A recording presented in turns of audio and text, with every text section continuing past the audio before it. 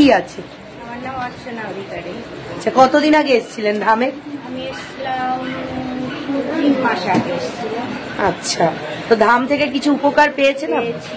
আমি অপারেশন হওয়ার পরে আমার মানে ব্রেনে দোষ হয়ে যায়, মানে যাকে বলে ব্রেনের সাইকোলজিস্ট বলে, ওটা হয়ে গেছে। সবসময় ভাবতাম আমি বুঝেই মরে যাবো, আমি বুঝেই মরে যাবো, এটা সবসময় আমি ভাবতাম।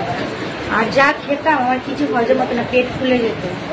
বাবার এখানে ঠিকানাতে এখান থেকে একবার অ্যাপয়েন্টমেন্ট হয়ে গেছিল, তখন এসে আমি জল পড়া, তেল পড়া, তারপরে ধূপকাঠি, মোমবাতি এগুলো নিয়ে বাবার ছবি প্রতিষ্ঠা করেছি। আমি লক্ষ্মীবন্ধন নিয়েছি, মানে গলার নিয়েছি। আচ্ছা আচ্ছা, সবকিছু আমার নেওয়া হয়ে গেছে। এইগুলো নিয়ে আমি এখন মোটামুটি ভালোই বুঝছি। কিন্তু আমার যখনই জল পড়াটা আমি মাঝখানে গ্যাপ দিয়েছি, এই একাদশীতে আমার যারা শত্রু তারা কিছু করছে বললে আমি বুঝতে পারছি সেটা। আচ্ছা, বুঝতে পারলে আমার মনে হচ্ছে কি আমি বুঝি মরে যাবো, এটা হচ্ছে। তার জন্য আমার স্বামীকে বললো আমাকে অ্যাপয়েন্টমেন্ট করে দেওয়ার ব্যবস্থা করো, আমি বাবার কাছে আবার যাবো। একটু সাইলেন্ট। এই বাবার কাছে তার মানে আমার গৃহবন্ধন রয়েছে, আমার দেশের বাড়ি, লক্ষ্মীবন্ধন দেশের বাড়ি, আমার জমি বন্ধন দিয়েছে, মানে নেবে আজকে সেটা নেওয়া হবে। আর পরে আমি যে ভাড়া বাড়ি এসেছি একমাত্র বাবার কারণে আমি ভাড়া বাড়ি চলে এসেছি।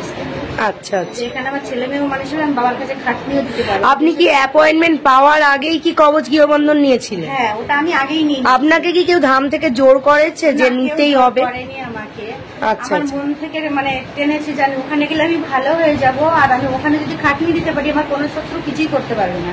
বুঝতে পারছেন? আর যেসব ভক্তরা এখনো আসতে পারছে না তাদের উদ্দেশ্যে কি বলবেন? আমি তাদেরকে বলবো যে এখানে আসলে সবাই ভালো হয়ে যাবে। ওই লোকে বলে যে ভক্তিতে মুক্তি, ওটাও প্রয়োজন হবে না, আসলেও ভালো হয়ে যাবে। বাবার ধামে পাড়া দিলেই ভালো হয়ে যাবে সে, এটা গ্যারান্টি। আমি বলছি বাবার থেকে আমি অনেক কিছু পেয়েছি, ছোটখাটো জিনিস অনেক কিছু পেয়েছি। আপনি কি বাড়িতে জল তেলের যে নিয়মটা গুরুদেব বলেছে সেটা কি বাড়িতে করেন? না, বাড়িতে আমি করি, একবার করেছিলাম, 5 মাসের মধ্যে একবার করেছিলাম। তারপরে একদিনকে এখানে আমি একটু ওই দাদার সঙ্গে কথা। আপনি জল তেল করে কি উপকার পেয়েছিলেন বাড়িতে করে? এখনো পাচ্ছি। বাড়িতে করে উপকার তাহলে কি পাওয়া যায়? আচ্ছা আচ্ছা, আপনি শিবধাম প্রার্থনা, গায়ত্রী মন্ত্র এগুলো করেন? প্রত্যেক দিন এই 5 মাস ধরে আমি একভাবে করে যাচ্ছি। আচ্ছা, নিরামিষ তো হয়েই গেছি, জানি না কতদিন। আপনার কি গায়ত্রী মন্ত্র এগুলো মুখস্থ? আমার নাম সুধা রায়। কোথা থেকে আসছেন? বর্ধমান থেকে।